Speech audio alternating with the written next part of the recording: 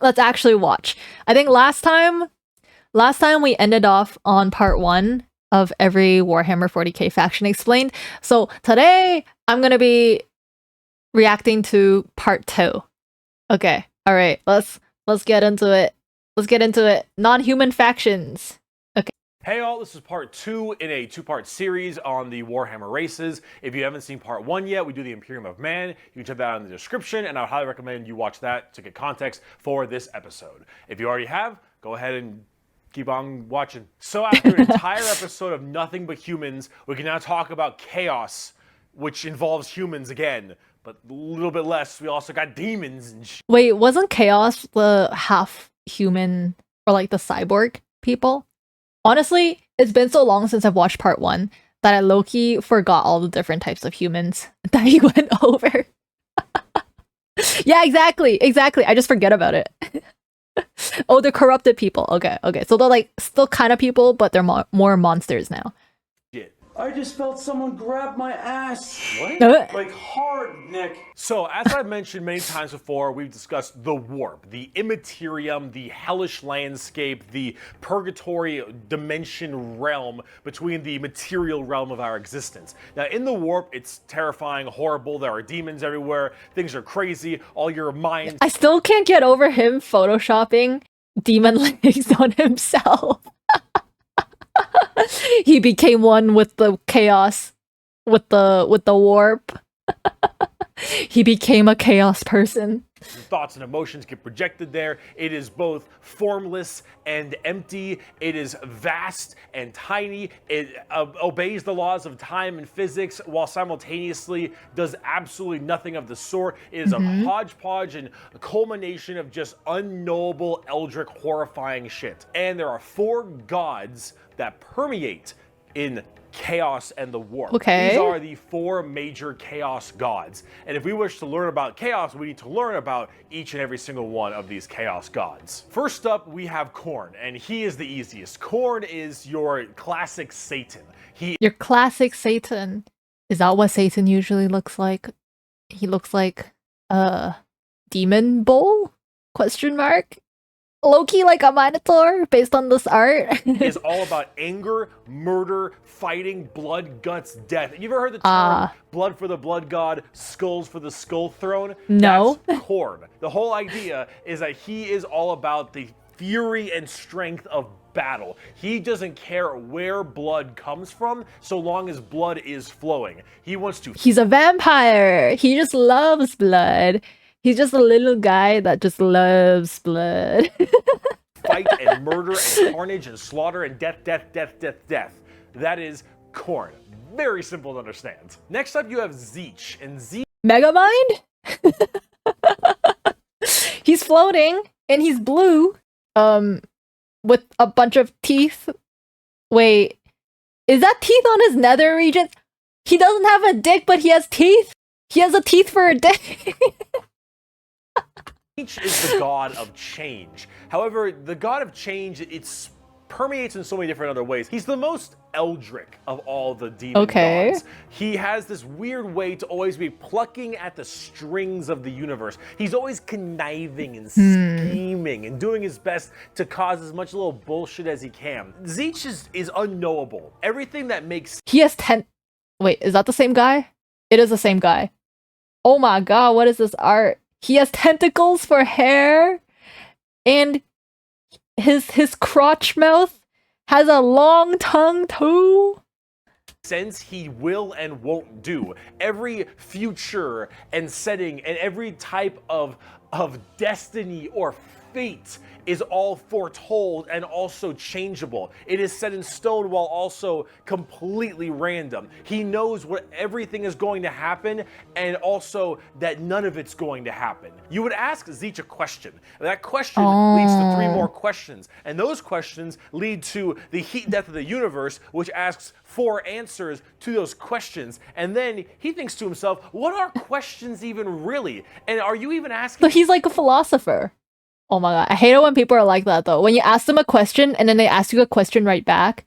I know like people are trying to make you think, but it's like, dude, I asked you a question for an answer. Why are you giving me more questions to think? And you know, not helping me solve the problem. In the questions, or are you simply giving paths to answers and other horse shit? Zeech is just, I'm gonna fuck with stuff. He is yes and he is no. He's what? No, he's Schrodinger. He's both yes and no, and maybe so. The understanding, and he is complexity. He is unknowable. And Unknowable. That's what the God of Change is about. Very bizarre. And he likes birds a lot. He likes I don't birds. know why. Next up, we got Papa Nurgle. Papua Nurgle. Wait, you guys have mentioned Nurgle before? I mean, we've seen Nurgle before in previous videos. He's like the big swamp monster man, right? The big radioactive green slime swamp monster man. Papa Nurgle, he loves you for who you are. Probably not. He will murder you just the same. But Papa Nurgle is about rot, pestilence, death, and decay. He is the end of everything. Decay. Him and Zeech do not like each other very much because where Zeech represents change and adjustment, Nurgle represents stagnation and death. He is all about miasma and pestilence and large bloat and pus and organs and people just being sedentary sloth. He is the idea. So like most people who are office workers. So basically sedentary office workers and gamers. That's what he's the god of? That everything will rot and decay and die. Nothing is certain besides decay and death. All of us will end up the same way. And broken down through just sheer never-ending decomposition. So the joke that Nurgle always loves you is generally because of that. Because we Oh, that's the joke. Nurgle always loves you because you'll always be decaying? all end up the same. We all rot and we all die and wither. That's Nurgle, and he's got a general theme of course, pest. Why does this art low-key look like those monsters in Little Nightmare? You know, like the big monsters that just have a bunch of layers of lard and stuff on them. Pestilence and different kinds of diseases and sickness and things of that nature. That's generally Nurgle. He's pretty easy to understand as well, and he chunk. Finally, we have the young. Oh my god, the censor bars! Yo, we had the 3 gods of death, and then we have sexy succubus lady. Fan service. Youngest of the Chaos Gods, and that is Slaanesh, also known as the Prince of Pleasure or the God of Unspeakable Excess. Slaanesh is the 3 gods of censor bars. Each censor bar is for each god on the final god. This is the final boss. Generally referred to with sex, but it's not only sex, it's just that's a good avenue if you want to make stuff. Slaanesh is just the idea of the senses of the body being cranked to not just 11, but more like 17. See, we'll discuss Slaanesh a little bit more when we talk about the Eldar, because they done fucked up, but it or whatever is mainly about just the excess of emotions. And okay, so that art is not canon. It's just fan depiction because they're just gender. Are they just gender? Therefore, sex is generally a large part of it. However, it's mostly pain and torture. Mostly pain. Lots of pain. Well, I mean, if you're talking about excess, pleasure, you know, S&M exists. Pain and torture also go in hand with that, right? Pain, torture, but sometimes sexually related or drug related. Lots of drugs. Drugs. Slaanesh gets off. Ayo, drugs. Oh, 1 breast and 1 peck. Ah, so they literally, the creators, the depictions literally said, ah, yes, gender. Off on everything. Extremes in happiness, extremes in sadness, extremes in pain and sadism and masochism. And of course that goes along with the sex part of it as well. It's generally referred to with sex because of the color scheme, very purple, lots of exposed genitalia. Purple? I'm purple. I'm not a Slaanesh. Shonesh? No, I don't claim this. As much as I love being gender, I don't claim being a demon of excess. genitalia. A lot of their models have like exposed nipples and stuff. And that is generally the theme you go for from a physical side, but it really embodies everything, mainly pain and also the excessive amounts of emotion. So when it comes down to it, you'll find a lot of them have. Oh, I see. Wait, these are. Oh my god, what is this art? Why did they have like 3 pairs of chesticles? What am I looking at?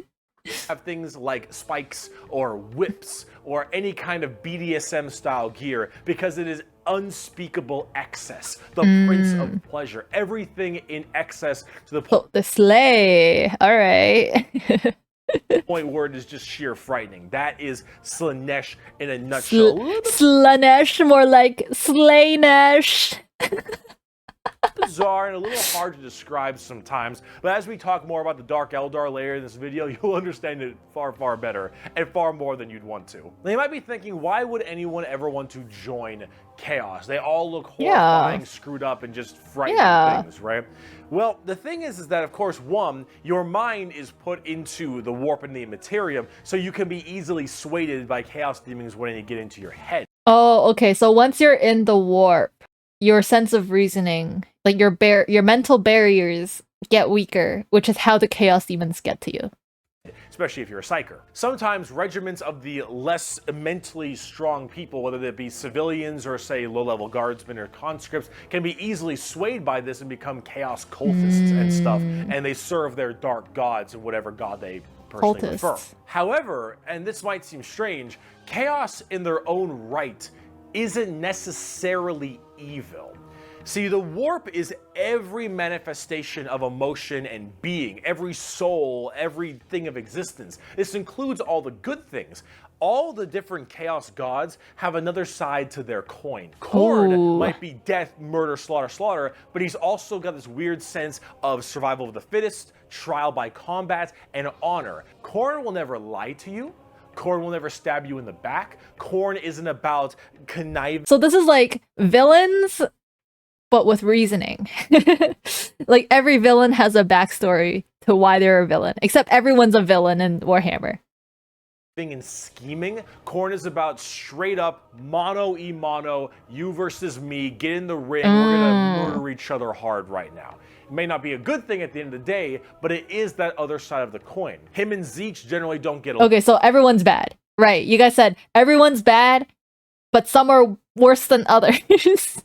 Long because Zeech is that conniving schemer, but he's also about the idea of hope. Where there is change for your predicament, there is change for your problem. The hope of the galaxy, the ability to bend the world to your will, the idea that your fate is not set in stone. Yo, he's a manifester, you know? He really said, manifesting blueprints. You can control your future.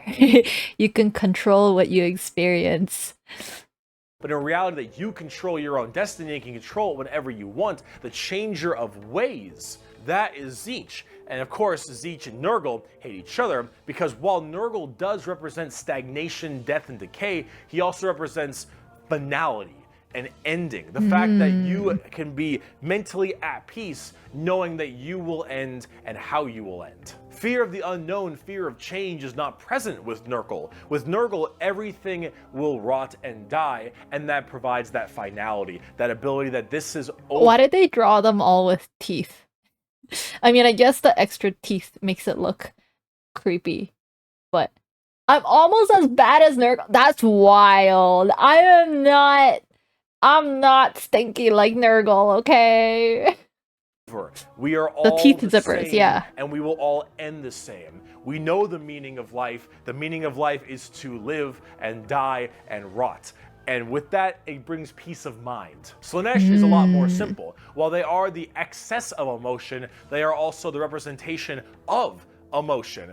Slaanesh embodies happiness. Slaanesh embodies excitement and joy and pleasure, not only in the sense of the physical, you know, bam, style of pleasure, but also everything else like food and drink and air on your cheek and sunlight, the feeling, emotion and feeling.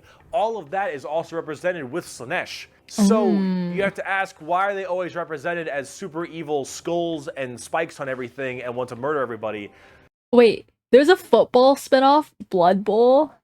So they do fantasy football, but with Warhammer? Like pick'ems? I don't really got an answer for you on that one. My assumption is that because mentally humans may think worse thoughts, even if we don't act on them, and therefore they're projected in the warp more. That one's a little bit weird. I don't. So the warp basically, because everyone's bad, the warp amplifies your bad thoughts and it creates these chaos creatures that we see here. No, this is me spitballing right now, but I don't know. You need a super bad guy. You already got the Imperium of Man. You need somebody to be a little bit worse than them. So you got demons. Honestly, who cares? I just want to buy like a bird magician. Look at him. So cool. So combining all this together, on the tabletop, Chaos Demons are generally very melee-based. They run in, go really hard. You have lots of summoning and conjuring, tons of spells. Generally a little bit frail, but they have special saves to make them a little bit stronger. You've got giant demons and smaller demons. You got hordes of little boys and tons of big guys. Demons are... these figurines of the demons have so much going on. Like, they're so detailed, and I feel like I actually need to sit here and look at things to see what I'm looking at. Like, I don't even know what I'm looking at right now. Demons. Nurgle is slow. Khorne is super scary in melee. You've got Zeech, who are far more into psychers they're all and pink spellcasting. and blue. Slaanesh, who is all melee, really fast, but squishy, but in lots of hordes of tons of melee and pain damage, of course. So overall, the demons are a huge part of 40k and a massive threat to almost every single faction, with the exception of a couple. However, the big part about demons is also transferred into the other 9 Primarchs we didn't talk about, which are the Chaos Space Marines. Chaos. What is this background music? So Horse and all of his boys, all of them in the Primarchs, they have all also become Chaos Boys, and they all have their own special Chaos Legions, specializing in so many different things, just like the Adeptus Astartes, the Angels of Death, the regular Space Marines. Okay, so those Chaos, they're like ex-Space Marines who were formerly human, but they're more Chaos people now. I'm pretty heretic to you. I'm defying the leader, the king, but I don't even know. The god? I don't forgot his name.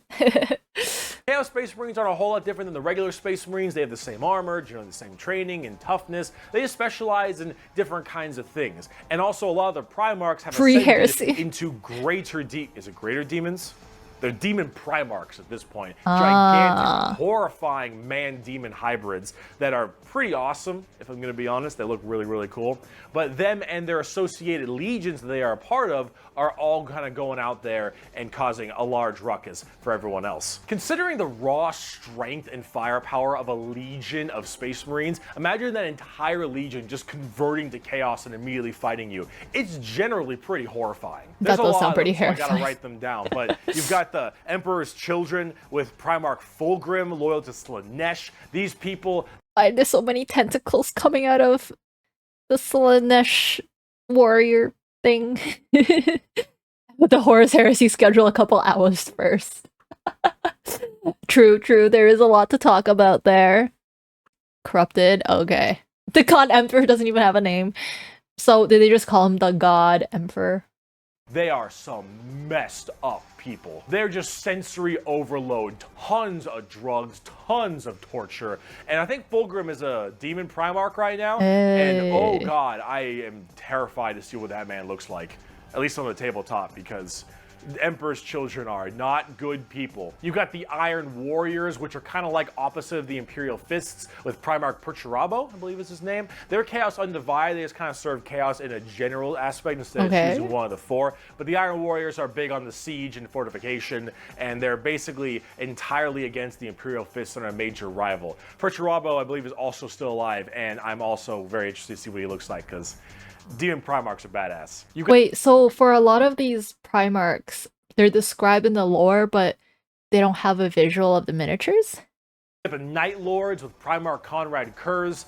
Conrad Kurz is... Okay, they kind of look human. These ones, I mean, of course it's just the artist depiction, but this one kind of looks more human. Dead, which is good, because he's a sick fuck. But the Night Lords are generally about terror, terrorizing people, and terrorism. They're generally about fear, and rightly so. You've got the World Eaters with Primarch Angron still alive, also excited to see. Angron, if you think you've known an angry person, Angron is the angriest son of a bitch you will ever his name literally has anger in it. He's the angriest person there. know. Angron removed parts of his brain that didn't make him angry, so he could be angrier. Angron. Fucker's mad. You've got the Death Guard with Primarch Mortarion. They actually have their own special codex and their own major army on the tabletop. Mortarion himself is actually one of the models, and look at him. Look at him. It's so cool looking. That is pretty cool looking. Are those like flesh butterfly wings with eyes on them? I don't even know. I don't even know what's going on. Spikes, armor with eyes coming out in random places. Nurgle based, obviously. So Nurgle based. Slow, very tanky. You got the Word Bearer. Oh, he's a moth. He doesn't look like a moth. Oh, Fulgrim has a model now. Oh, okay. So they're still making models of some of the characters. It's still in production. With Primarch Lorgar. Lorgar is, I believe, still alive. I don't know what's up with him at the current moment, but the Word Bearers are generally the people who caused all the major problems in the beginning. At least I blame them for it. They're little assholes. You got the Black Legion with Primarch Horus. Get fucked, nerd. You've got the Alpha Legion with Primarch Alfarius Omegon. He's naming all these Primarchs, but I'm not even retaining any of the information now. I'm just trying to identify based on visual. Chaos, I think. And then finally, you've got the Thousand Sons with Primarch Magnus the Nerd. Thousand Sons also have their own book just with the Death Guard. Magnus is also a tabletop model. He looks super cool, as you can tell. And they're all super heavily Psyker and kind of Egyptian themed. They look pretty, but overall... Are they Egyptian themed because they follow Horus? Question mark? He's not gonna touch the Horus heresy today. Angron was done dirty? Does he not look like that?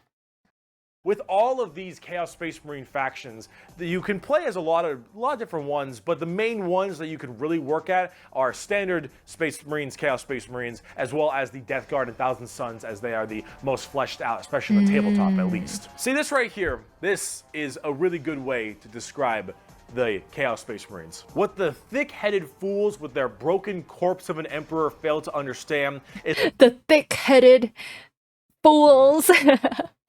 So they're literally just calling all the emperor followers thick-headed. I mean, they kind of are, but still. Is that not only can they never defeat us, but they cannot hide or flee or shield themselves from the triumph of chaos. They are finite and we are unbound, undivided. They must not err, or they shall fall to heresy. All who fall, join our cause. Every imperial fool who dares to open his eyes is a willing recruit. Ooh, that's some spicy words. Everyone in the Imperium, they just haven't opened their eyes. And once they open their eyes, they're a willing recruit for chaos. Ooh.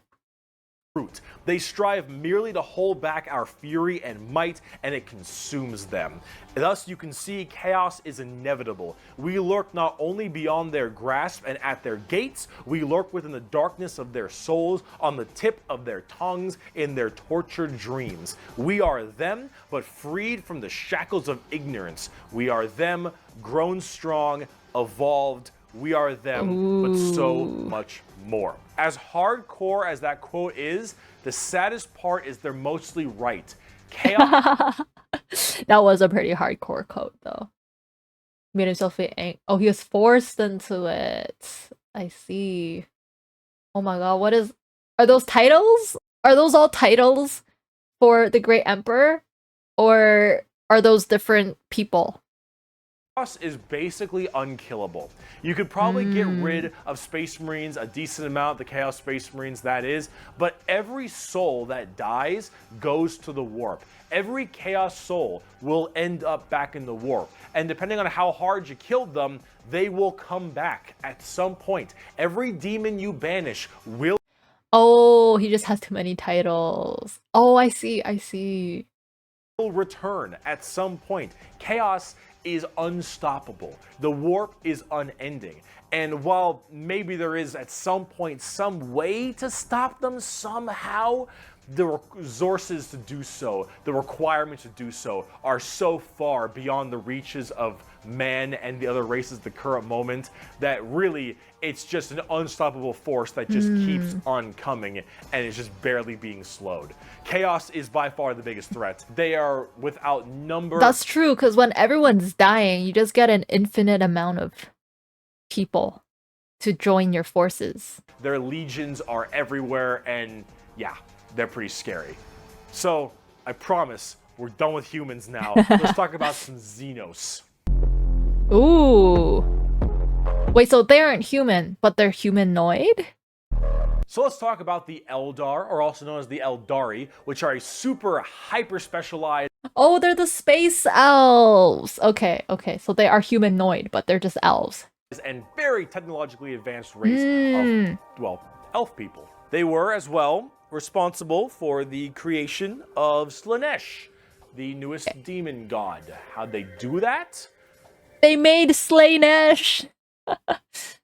Well, I mean, elves do be pretty slay though, so it makes sense. I guess it makes sense. Debauchery on a world-ending scale. So back in the day, it was just Khorne, Tzeentch, and Nurgle. And the Eldar are very, very ancient, millions of years. These Eldar, however, have a bit of a sensory problem. You know, every kind of pain or feeling that you have is a little bit amplified compared to the normal. However, with Eldar, as their race advanced so excessively, and they became so self-reliant, and everything became so easy, there was no requirement for food production anymore, there was no shortages, everything was basically done. Everyone was so comfortable, and that comfort breeded this weird sedation, and that sedation breeded the requirement for more and more debauchery. So basically the Eldar, they reached the pinnacle of survival. Like, you know, they cleared all the levels of the hierarchy of needs, and then they had more needs. They're like, yeah, now that we, you know, aren't stressed, you know, our technology's developed, you know what we need? Yeah, more raunchy things. Debauchery! Debauchery! Debauchery! When everything you have can be so easily acquired, you will end up down this road of pure debauchery. All of the senses the Eldar had that were so powerful, things like feeling, happiness, sadness, and just evil and good, all needed to be satisfied and satiated. And the desire to satiate these senses grew more and more with worse and worse debauchery. It started off with things like sex and drugs becoming so much more rampant because these are the first things you generally turn to when requirements for living are so easily accessible. It would get to the point that made Sander Cohen in BioShock look sane. All right, this is the kind of debauchery it led to. It was constantly satisfying and satiating these sexual and sadistic or masochistic fantasies that only elevated and elevated, and this was species-wide. People started going down darker, more depraved, and more violent. So literally, yeah, things were going too well. So then they really decided, okay, let's turn to S&M to feel something. Just a little something. Let's turn to sex and drugs just to feel alive again. Violent paths as time went on. However, some people didn't entirely take to that. Some of the Eldar were looking at this depraved species that they had become and said, no thanks for me, dog, I'm good. And they bailed. These are the Craft World Eldar. They left on these giant continent-sized starships called Craft Worlds. They believed in learning the old ways of the Eldar and pushing away from this depravity and debauchery. Okay, so these people, the Eldar, the Craft people Eldar, are like, they still have their sanity and reasoning and stuff intact. They're not depraved. debauchery and going back to their main roots. And so they would segment themselves on these giant craft worlds far in the outer reaches of space. They even had this thing called the Webway. Remember what we mentioned about warp travel with the Imperium? A World Wide the Eldar Web. had something way safer called a Webway. And the Eldar Webway is actually like a pocket dimension kind of thing. And in that pocket dimension, there were also more horrible, depraved groups and clans that would spend their time in there. And if you imagine the debauchery, Oh, so less depraved. So they're like, yeah, we're not gonna be doing this debauchery thing. We're gonna make our own world. And then some additional groups were like, nah, we're gonna be depraved too. it was bad already. These were debauchery X10. So all of this X10. continued, and it bloated until Slaanesh just burst forth. All that emotion, all that mental, well, thought processes, I suppose, all of this in such a condensed space. Don't forget, this is all being shot, all their souls as well, into the warp. All this depravity right into the warp. So what happened? Boom. Slaanesh was birthed and killed off 90% of the entire Eldar population. That's crazy. Like, they started it, and then they knew that, you know, when you die, you go to the Chaos world. And then I guess Slaanesh became born because of them. And now they pulled a whole Uno reverse card. They're like, yeah, we're gonna wipe off who we once were and be even more depraved. Untold trillions had their souls ripped from their bodies and their actual fleshy bodies devoured by Slaanesh demons. The entirety of the Eldar race was eaten alive and their souls consumed That's to the Prince crazy. of Pleasure. All of them got fucked up. It was so bad that it literally ripped a warp hole into the fabric of the materium called the Eye of Terror. That's literally this like quasi horrifying gateway portal from the materium and the immaterium right next to Cadia. And it is horrifying. So this Slaanesh, also known as She Who Thirsts by the Eldar, slaughtered the entire population except for a couple.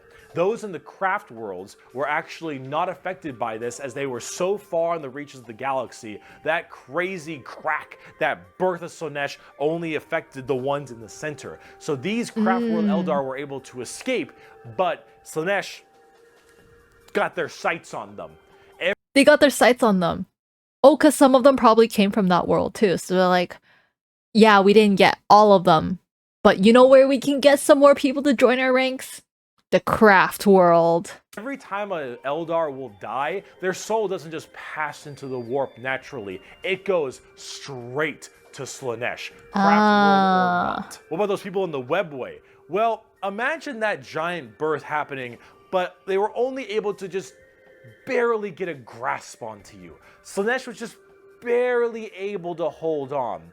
These people are the Dark Eldar, or also known as the Drukhari. The Eldar population right now is so massively small. It is minuscule compared to any of the other most of the other populations in the universe. The Eldar are consistently having issues trying to get their population up because as their souls are constantly being hungered by from Slaanesh, they realize their entire species is doomed. Okay, but if they're fallen into depravity, you know, they're having all this sex, would they not be procreating? Or does birth control exist in this world? And they understand it very well. Since the time of the fall, our race has been haunted by what we, in our reckless pursuit of hedonistic indulgence, gave birth to.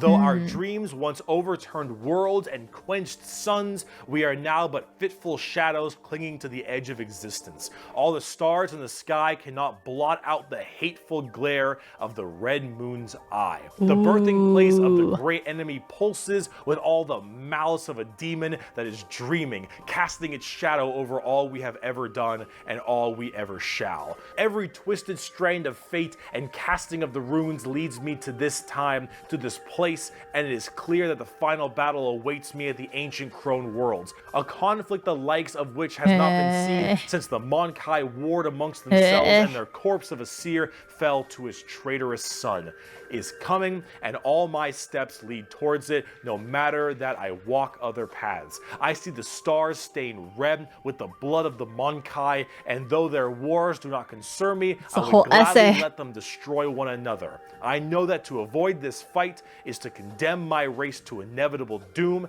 and though all I see is darkness, I know that I will not flinch from my destiny. And it's so long, I don't even remember what the context of that was.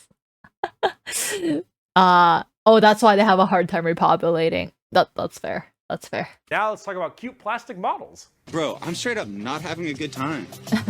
The first playable race we have for the Eldar are the Craft World Eldar and living in those Craft World starships I mentioned earlier. And each of them have their own kind of Craft World, almost like a Space Marine Legion. Each Craft World is in itself its own special kind of group. And the Eldar themselves are very fast and rely a lot on trickery. They are squishy, a bit weak, but they're very in tune as psychers. Tons of psychers across the entire Eldar population, and their weaponry and abilities are fast and extremely hard hitting, but of course rather fragile. Understanding an Eldar's brain is an exercise in futility. They are all over the place in confusion and trickery on a whole galactic scale. They fight weird, they think weirder, and Eldar in their own right really rely on this to keep their species alive. They need to think about deception and the strangeness of what they do if they truly want to not be immediately murdered and slaughtered wholesale thanks to their entirely small population. However, I must say that it seems like their population is getting slightly better. These craft worlds hold millions upon millions of people, and as wow, those are really big spaceships then, if they hold millions of people. And hey, at least they figured out a way to repopulate, right? they continually, reproduce and have their craft worlds expand, losing a few people in battle, while hurts a lot, they aren't really losing what's extremely precious to them. It's not like every single death means the death of their species. It seems like they're kind of on the upturn a little bit. They're still a doomed race being sucked into Slaanesh every time someone dies, but they are definitely doing a little bit better than they were before. Eldar are fast, cunning, and what they don't make up for in tankiness, they make up for in extremely advanced weaponry. They also call humans Monkai, which is something I mentioned earlier. Monkai. Or Monkey. If I didn't know they were called Monkai, I would have said Monkey, Like monkey. Monkey? Monkey. Donkey. That is a derogatory slur for humans in the Warhammer world. Why is it called Monkai? Well, it's because you can't, in your game, call people monkeys.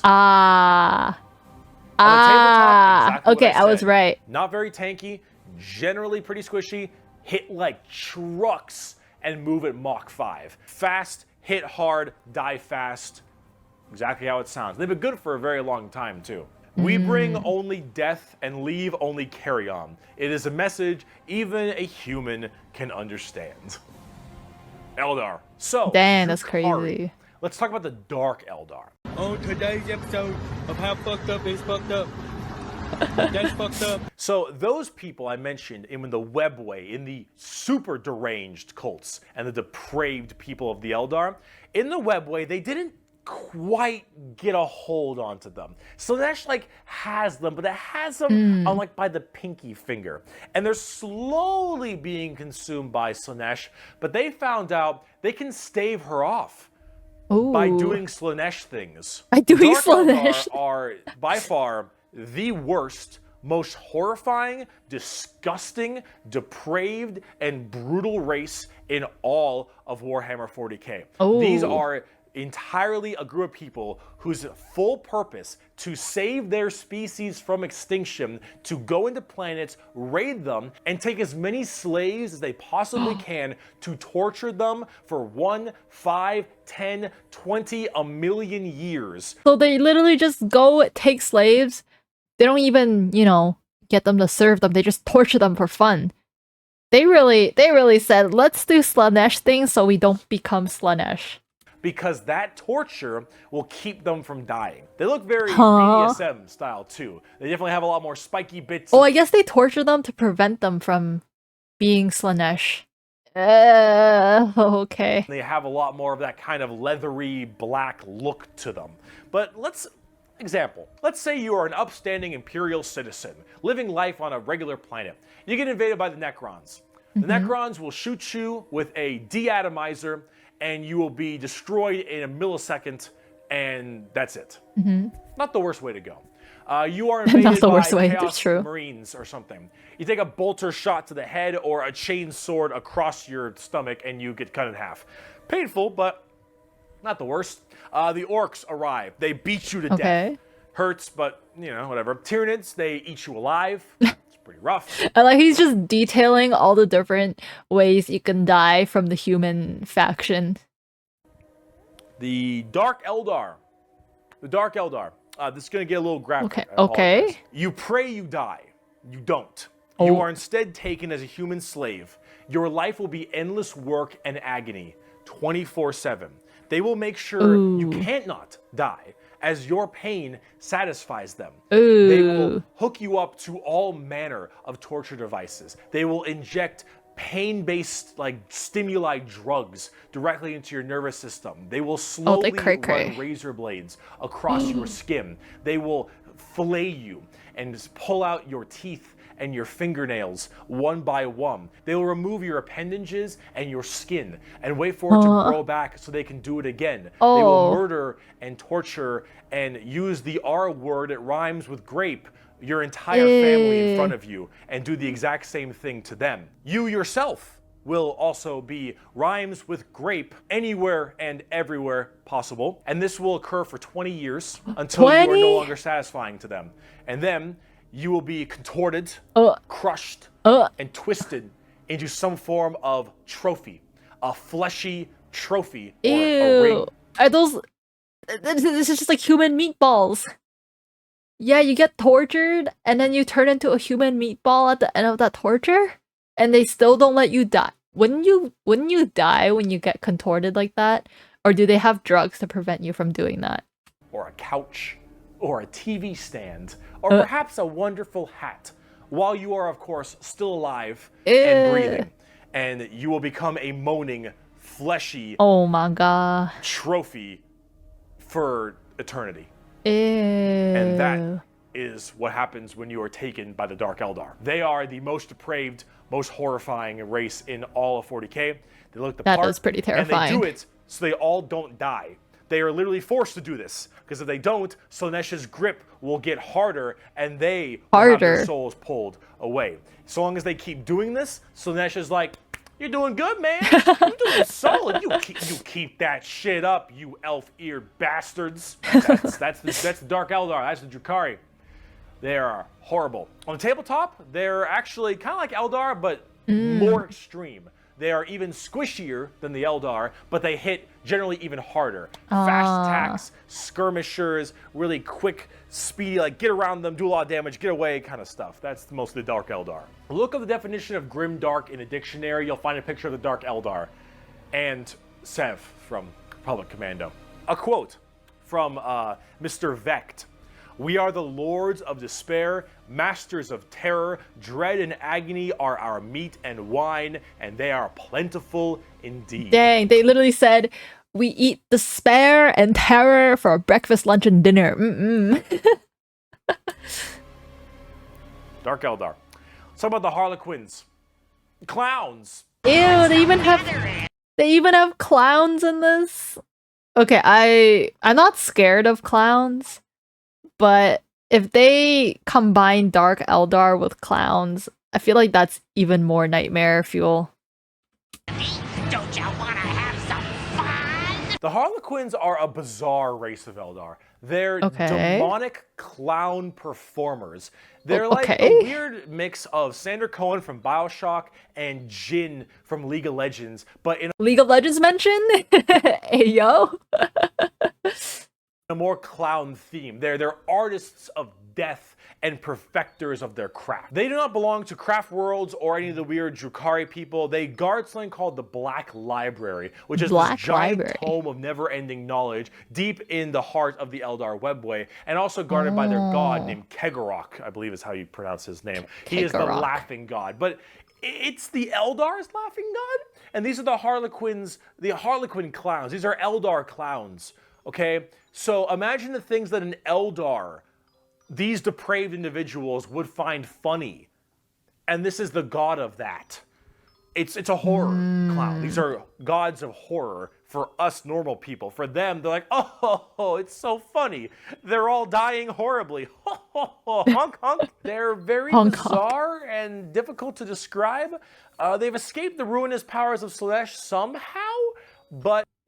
their clown mask, Slaanesh saw their clown mask, and they're like, nah, these clowns aren't slay. You guys aren't allowed to sit with us. Their main thing is guarding that Black Library, and the Harlequins just... They're demon clown performers. They're barely any models on the tabletop. They're good in melee. They're demon clowns. I'm not sure. I got a quote. It is too easy for an Eldar to embrace the obscene virtues of chaos, for Slaanesh is nothing more than a manifestation of the Eldar mind in its most wild and unconstrained form. Human morality is meaningless to the Eldar, and to the dark side of the Eldar mind, all life is to be expended at a whim. Cruelty and generosity are but the impulse of a moment. Beauty and sensuality are virtues that can be expressed in bloodshed. Just as easily as in song.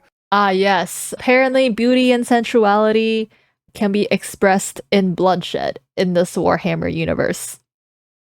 I guess there is beauty in killing methods? Question mark. To an unfettered Eldar mind, there is neither sanity nor madness, but merely a wave of perfect existence fulfilled by its own savage momentum. They're very strange. The Harlequins, Drukhari, Eldar, they are an anomaly that make humans... So these are basically creepy elf monster clowns who enjoy killing and bloodshed. And there's a peach. Just peachy. Soft and fuzzy and sweet. Seem completely easy to understand in comparison. They range from rekindling their civilization to horrifying murder and also clowns. They're all over the place, but honestly, they represent quite well and are rather interesting, especially with the whole Slaanesh murdering everyone bit. So, yeah, Eldar. Now, bugs. Bugs. They even have actually, no, why am I surprised? If they're chaos creatures, of course there's gonna be bugs and like lizards. Following me. The bugs. The bugs. The bugs. Now, you want to talk something a lot more fun, a little more simple than all this crazy Eldar shenanigans? Let's talk the Tyranids. They're bugs. Do they look like Zerg? Hell yeah, they look like Zerg. Ew! Why are they so slimy? You want to know why I look like Zerg? Because they were actually supposed to be what Zerg were. Apparently StarCraft was supposed to be a 40k game in the beginning, hence why they look so much like Eldar, Zerg, and the Imperium of Man. Interesting. Like, kind of Space Marine-y, those Marines, huh? They look a little bit Space Marine-y to me, maybe. Yeah, they do look a little Space Marine-y. They do. You can copy my homework, just make sure it's not the same. Mini correction, they aren't related to Chaos Gods, maybe their own gods. Oh, okay. I don't know. You really fucked up on that one, Games Workshop, didn't ya? Tyranids are a giant infestation of unfathomable proportions. These are giant, extremely... Ew, they're like giant cockroaches. It's a Krogan. Bio-advanced that's what they're called. Organisms that are basically all about absorbing as much biomass as they possibly can to evolve and mutate to be extremely potent and powerful and kill and eat anything in their path. They are probably the least evil faction in all of 40k because all they want to do is eat shit. They want to nom the entire galaxy. They hangry and we food. Also, this Tyranid hive mind mind has a presence in the warp. In fact, Tyranids in their own right have a massive presence in the warp. They have a thing. Why does that low-key look like a triceratops on top of some insect body? Like, what are these? What are these weird Tyranid combination monster combos? Called the Shadow in the warp specifically, where when they are coming in to invade a planet, they have this weird ability to kind of cut off the warp on all the psychers on that planet. And how do you get help across the stars? Well, you need the warp, because you need that for interstellar travel. True. So with people unable to call for help from the Tyranids, these are just easy pickings. And an entire giant Tyranid hive fleet comes out of orbit and just will massacre, absorbing all that biomass and turning them and all of their other Tyranids into even more advanced monsters. They come in so many varieties too, all based on what is important. Tiny little ripper swarms for scouting and having little dudes eat people up, to the Hormigons, Termagants, and Gene Stealers, all the way to the Hive Guard and the Exocrines and the Swarm Lord to So they literally just ate everything and turned into everything. And then they just become like bug monsters. Hive Tyrants and their giant battle fleets, and even something as crazy as the Hierophant Bio Titan. Tyranids come in all forms. They really said Attack on Titan? The bugs weren't enough, so they somehow developed a Monster Titan version of a Tyranid? And sizes depending on what they require. They are extremely good at anti-biological weaponry. There is no way you can blink them or blight them. They have extremely strong armor, carapaces and such. Tyranids are nigh perfect organisms and are pretty spooky when it comes down to how they handle all of their genetic material. Keep feeding them, they'll keep evolving. They keep on creating new horrifying organisms to spread across the galaxy. And you want to know what the most terrifying part of the Tyranids is? We might be surrounded. There have been like around 6 or 7 Tyranid hive fleets. Behemoth, Kronos, all these different kinds of hive fleets. And they've all arrived in the galaxy from different points, different sections. Wait, so there's even... Wait, so which faction has the most people then? Or like the highest population? If Tyranids have enough fleets to surround the galaxy already and like being ready to attack. Of the Milky Way galaxy have had different Tyranids come through. And that is horrifying, because as far as we know, we could just be surrounded on all sides by Tyranids. That's crazy. Oh, they're not organized. Okay, so they just do whatever they want and then surround the world. The only reason you may not hear a whole lot about Tyranids is because it's a little bit hard to have a bunch of story off of one hive mind genocidal monsters. All these giant bugs swarming in, killing and eating everybody and evolving. Oh, I mean, as cool as there are, there's some cool characters, the Swarm Lord, Old One Eye. You can't really have a whole bunch of major character-based stories around them. As awesome as they are, they're simple. They want to eat you. They want to eat you and absorb your biomass. They are simple bugs. If you want something a little bit more complex, talk Gene Stealer cults. I can have all the Gene Stealer cults. So Tyranids already kind of steal the DNA of the people or the things they eat, but they're straight up gene stealer cults. They steal your pants. They steal your genes. What I want, I get around faster than walking, and wherever I need a seat, I can just sit on my balls. Gene Stealer cults are a special brand of Tyranid that can slowly infect themselves into different kinds of society. And by infecting them, they can rise up to where they all pray and believe in these regular humans, pray and believe into their Tyranid hive mind gods. And these brood lords and I think they're called patriarchs all can turn an entire world all based into Gene Stealers. And these are called Gene Stealer cults. An entire hive world of the Imperium can be turned into nothing but servants to the Tyranid masters just by infecting them and screwing with their genetic. Oh, so they're humans. Oh no, wait. No, they're Tyranids who ate humans and then they mutated into humans. Code a little bit. They also have this cool like Mad Max look, which is really neat. They are definitely one of the bigger threats to the Imperium besides Chaos. I keep saying biggest threat to the Imperium. They're up there though. because you, dingus, stepped on a bug in middle school. Asshole. There is a cancer eating at the Imperium. With each decade, it advances deeper, leaving drained, dead worlds in its wake. Wait, that's because the Imperium takes people to feed it to their god emperor, right? That's why they drain worlds behind them. This horror, this abomination, has thought and purpose that functions on an unimaginable galactic scale. And all we can do is to try to stop the swarms of bioengineered monsters it unleashes upon us by instinct. We have given the horror a name to salvage our fears. We call it the Tyrannid race. But if it is aware of us, it must know us as nothing but prey. Tyranids, they're cool. But are they as cool as the orcs? Orcs? There's orcs. That means I'm super fast. Orcs. I fucking love orcs. So, Orcs. yes, the green monsters, the green tide, the green skins.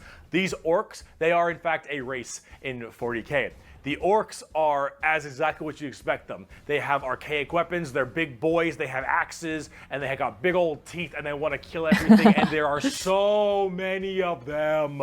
The only reason they haven't taken over the entire galaxy is they can't stop murdering each other. Orcs are so cool. So they literally just keep them themselves. The weirdly British orcs. Mushrooms. Wait, how are they mushrooms? Is it because they're green? So they literally don't have beef with anyone else because they have beef with themselves. Orcs don't have philosophy. Orcs don't have existential crisis. What matters is who's the biggest orc. You listen to that guy because he the biggest orc. He big orc. Big orc knows best. You win through the power of imagination. Big orc. Of all the races I have battled throughout the galaxy, the orc is the hardest to comprehend. They wage war with machines that should not work, care little for strategic gains, and are just as likely to slaughter each other as the enemy. How does one battle an enemy that defies all law? So they literally said, we don't discriminate. We battle everyone, including our own kind, plus everyone else. Logic. As an orc, you're enjoying life. You're enjoying the life you're given. Life. Your whole life and job and purpose is to get up and beat each other to death because you can. The biggest orc is the man who understands everything. He is the boss. And orcs have this really weird, like, big, dumb, stereotype British accent, which is just hilarious. They have a British accent. So, oh my god, that's what you guys mean by they're weirdly British orcs. They just speak with a British accent. Confirmed. Brits are orcs. To me, those are orcs. You fight. You like to. Wait, so they're based on sports fans? Sports fans are orcs. You know what? That's pretty accurate, though. Fight. Your whole purpose is to fight. You wage war because you want to wage war. You got your boss over there, and you better listen to the boss, because if you don't listen to the boss will squish you and make you an example for the other orcs. And then you can't fight because orc dead. And orc dead can't fight because orc dead. Orcs. They scrap together machines out of parts that don't make any sense, and because they believe, they have the mental imagination that that machine will run, it'll run. If that machine's out of gas, you're driving that machine with your fellow orcs, and the biggest orc is behind the wheel, and you run out of gas, some orc behind you like, oh, Zog, we're out of gas. And the big orc is like, no, we're not. No, we're not. I filled the fucking gas tank up earlier. And all the other orcs are like, oh yeah, you did do that. And then you turn the fucking... That's so funny. Okay, I see why you guys like the orcs. They're like dumb. But yeah. mech back on, and it works again. Does it have gas? Probably not. But it works. It just happens to work. They paint things red because it makes them think that goes faster. They paint things purple because it's the sneakiest color. You want to know why? You ever seen a purple orc?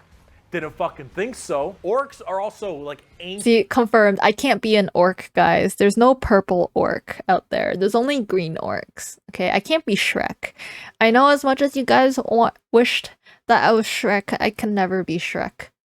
As hell. They're back in the Eldari time frame. But back then they were called Krorks, and they were much larger and scarier and far more intelligent. Shh, same. Tomato. They both start with O. Same, different. Now they're just orcs and they're big, dumb, and they smack things, but they're pretty spooky. They're not very well armored, but they hit really hard, and it's called the Green Tide because there are so many orcs. There are about as many orcs as there are Tyranids. Maybe more, who knows? But they keep on, murdering each other, so it's not too bad of an issue. Orcs are entirely comic relief. Their stuff is slapped together that makes no sense. Their vehicles don't work the way they're supposed to, but they work because they think it works, because they imagine that it works. Orcs care only about who is the biggest orc, and they will follow the biggest orc. And then if they want to be the biggest orc, they'll challenge the biggest orc. And then when they go and they issue a wa is just war in orc.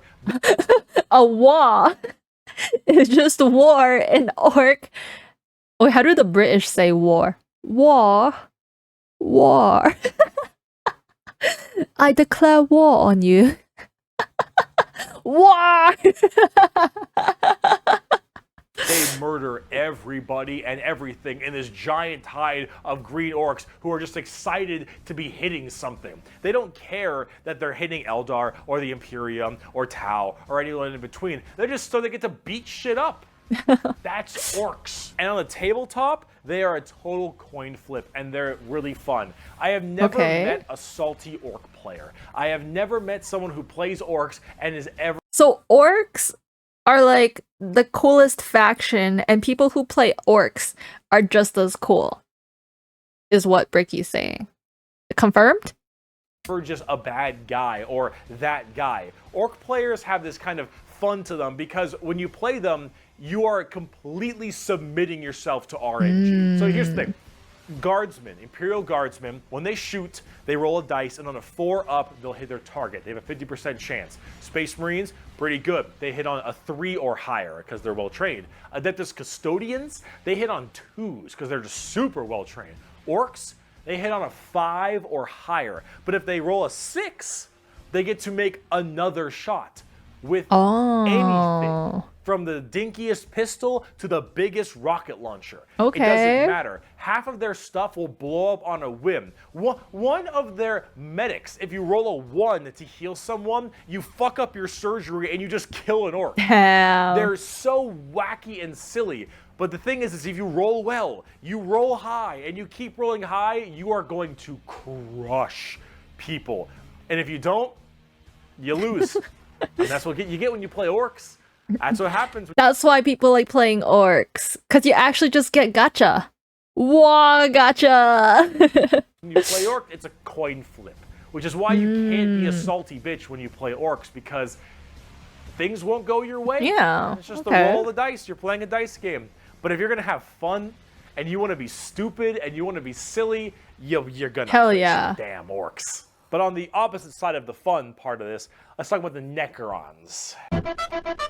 Ooh. The Necrons are spooky, scary skeletons and very grimdark again. They have a much more fleshed out lore than before. Back in the day, they were just undead Egyptian space terminators. And they still look that way, but now they actually have a story. So way back... They used to be undead Egyptian space terminators. Now they're still the same thing, but they have a backstory. They have lore. You had the Necron tier. Kind of see a theme here. Eldari, Eldar, Krork, Orc, Necron, Necron tier. So the Necron tier were this race of generally kind of shitty people. Not because they were personally shitty, but because their lives were awful. They were ill-fated to a horrible existence of like radiation and a terrible planet they lived on, and everything just really sucked. Being a Necron tier was just really depressing. They really were looking for immortality. They were extremely reliant on the hope that they would eventually find the key to living forever and just stave off this horrible nature that they were thrust upon them, and therefore they could become the most dominant race in the galaxy. And they found this group. They're called the Old Ones. Imagine them kind of like the Forerunners in Halo or the Xel'Naga in StarCraft, right? These Old Ones were these strong, pretty much omnipotent beings, and they, of course, knew the key to immortality. So the Necrons went to them and said, please, show us your ways. And the old ones said, piss off. Not really, they were a lot more humble about it, but they did not want to share their secret of immortality with the Necrons. Of course, they're like, y'all spoopy, scary skeletons. We don't want to live with you forever. How dare you suggest that we live in eternity together? The Necrons, of course, took this very well and waged war with them. Wow. Kind of under this united banner. The Necron different dynasties didn't really like each other, but under this one man, the Silent King, he thought the best way to unite his race was to do this giant war with the Old Ones out of spite for them keeping the secret of immortality to them. This was known as the War in Heaven, and this is actually like a multi-stage war, because during this war in heaven, they discovered the Star Gods, a whole new race of people known as the Catan, or the Catan. These Star Gods were also very much like Old Ones, almost omnipotent beings, and they too had the key to immortality. Dang, alright, so they have more people to ask for immortality. They're like, you know, don't let one star god stop you from achieving immortality. You'll always find someone else. And so the Necrons went to them and said, hey, can you help us fight off the Old Ones? Can you help us kill these Old Ones, you, the Catan? And the Catan said yes. And in fact, we can help provide you with the immortality you so desperately seek. So the Silent King of the Necrons decided to make a pact with the Catan to allow them to accept this generous gift of immortality upon them. But this, of course, had been a horrendous trap, and the Necrons were dragged in chains to this biotransference where their flesh was stripped from them, replaced. Oh wait, this was before they became spoopy, scary skeletons. So the Necrons before still had a body, and then they made a deal with Catans for immortality. And then the Catans are like, we're gonna eat your flesh in exchange.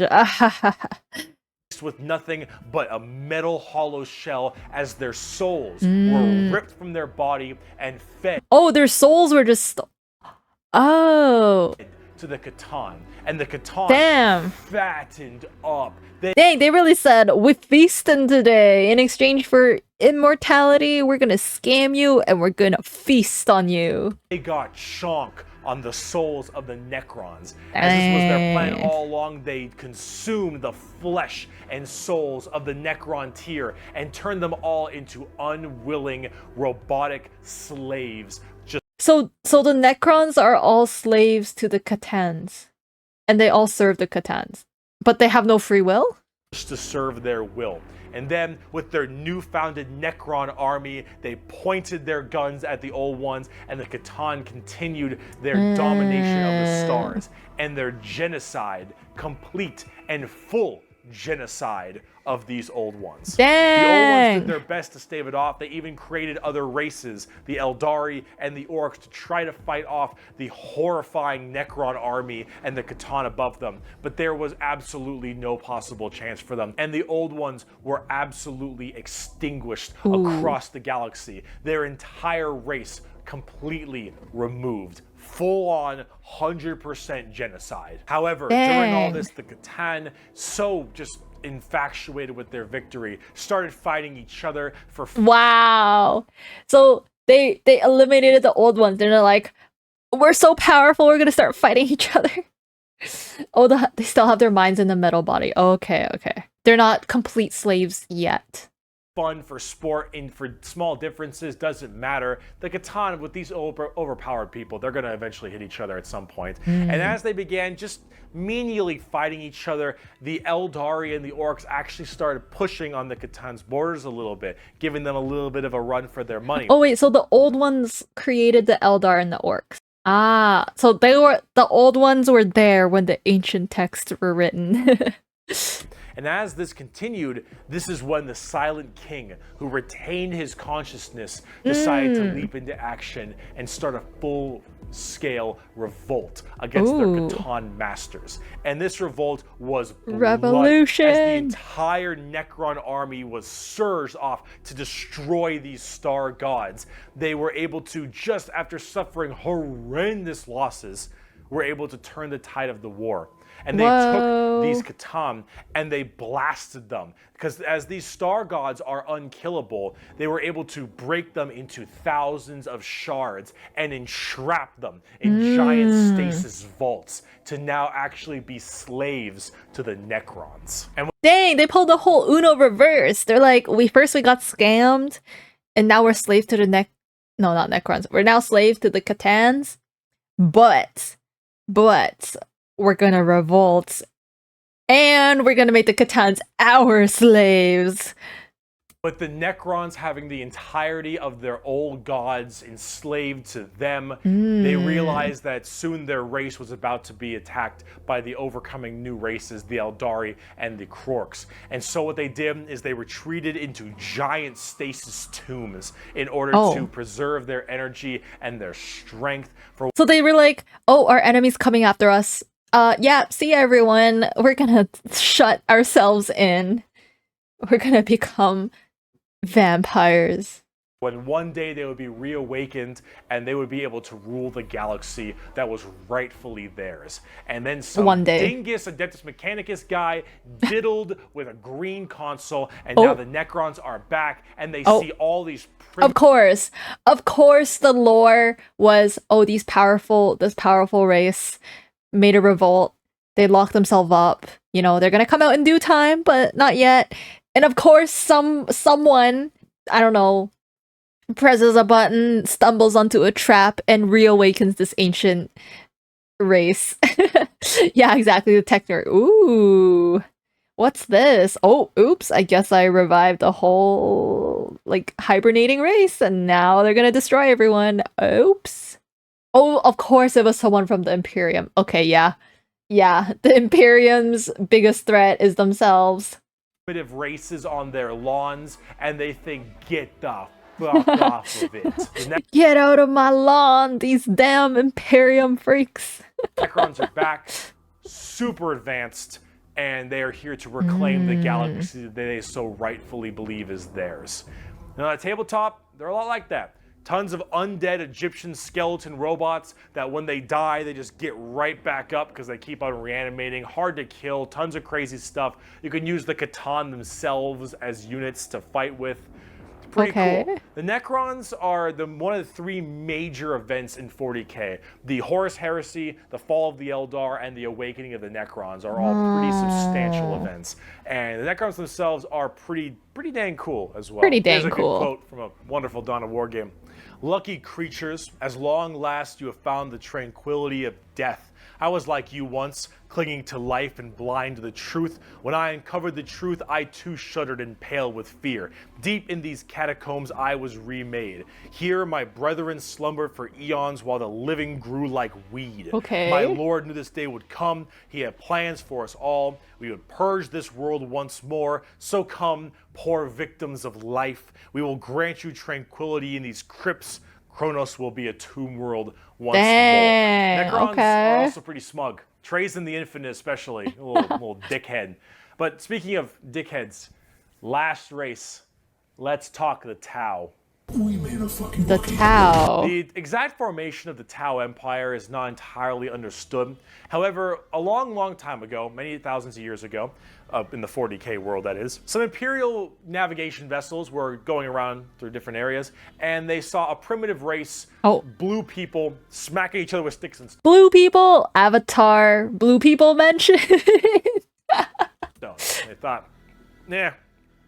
Dumb Xenos race, who gives a shit, and they bailed. Then this giant warp storm occurred. Oh, and why did he put anime girl legs on himself?